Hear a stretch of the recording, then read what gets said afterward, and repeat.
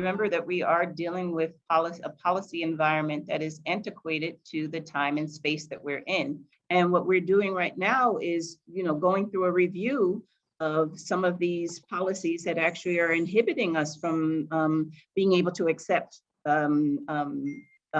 young tech and future things that are coming out without going through, as he said, this bidding process. And the bidding process, there is a frustration even for us because it really limits you to, as you said, all of these criteria that really is applicable to your more medium and larger size businesses who are, have those things readily accessible, but this tech startup doesn't necessarily have that history. They don't have the funding because sometimes the municipality requires you to invest in the implementation phase. And then we come 30 days later or 60 days later, or sometimes later than that to provide payments.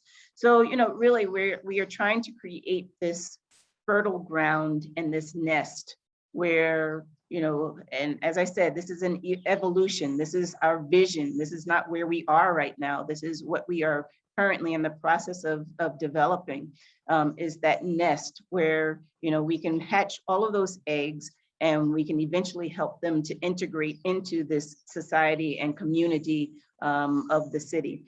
So while it's sounding very hairy-fairy, there's, a lot of process and there's a whole program plan that we are currently implementing. Oops, sorry about that.